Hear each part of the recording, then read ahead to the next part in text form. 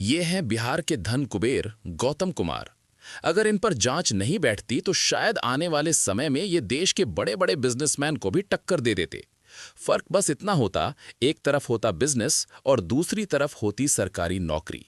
अब आप खुद सोचिए, एक इंसान जो 1994 में सब इंस्पेक्टर के पद से अपनी नौकरी शुरू करता है और 2026 तक आते आते एसडीपीओ बन जाता है।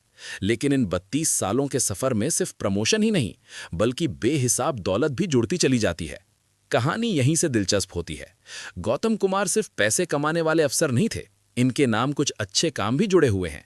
जैसे साल 2005 में एक अपहरण केस में इन्होंने सकुशल बरामदगी की थी, जिसके लिए इन्हें गैलेंट्री अवार्ड से भी सम्मानित किया गया।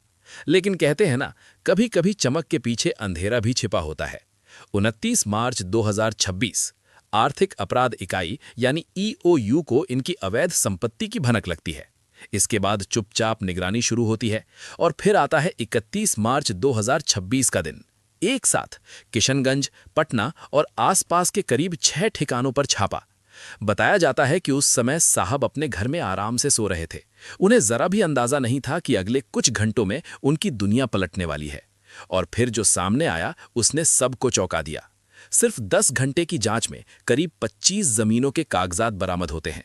3600 स्क्वायर फीट में बना 4 मंजिला आलीशान बंगला सामने आता है। नोएडा और गुरुग्राम में कई फ्लैट्स की जानकारी मिलती है। लेकिन असली खेल अभी बाकी था। जांच में पता चलता है कि ये सारी प्रॉपर्टी सिर्फ इनके नाम पर नहीं है, बल्कि पत्नी, परिवार के सदस्यों और यहां तक कि एक महिला मित्र के नाम पर भी संपत्तियां खरीदी गई हैं। यानी पैसा भी कमाया और उसे छुपाने का तरीका भी पहले से तैयार था। इतना ही नहीं, पटना में एक प्लॉट पर नर्सिंग होम खोलने की तैयारी भी चल रही थी, जिसका नक्शा भी घर से बरामद होता है। छापे के दौरान करीब 60 लाख रुपए के सोने चांदी के जेवर मिलते हैं। कई संदिग्ध सिम कार्ड भी बरामद होते हैं, जिनके जरिए कथित तौर पर तस्करी से जुड़े लोगों से संपर्क की बात सामने आती है। और कहानी यहीं खत्म नहीं होती। सिलीगुड़ी में चाय के बागानों में निवेश के दस्तावेज भी मिलते हैं। अब जरा सोचिए, ये सब कुछ सिर्फ 10 घंटे की जांच में सामने आया है। तो सवाल उठता है, अभी और कितना छिपा हुआ है? कितनी और प्रॉपर्टी, कितने और राज जो अभी सामने आना बाकी हैं? और इसी के साथ एक बड़ा सवाल। लोग कहते हैं सरकारी नौकरी में क्या रखा है, लेकिन जब ऐसे मामले सामने आते हैं तो सोचने पर मजबूर होना पड़ता है कि आखिर असली खेल कहां चल रहा है। लेकिन यहां जरूरी है एक बात समझना, हर सरकारी कर्मचारी ऐसा नहीं होता, लेकिन कुछ लोग अपनी पोजीशन का गलत इस्तेमाल करके पूरे सिस्टम पर सवाल खड़े कर देते हैं।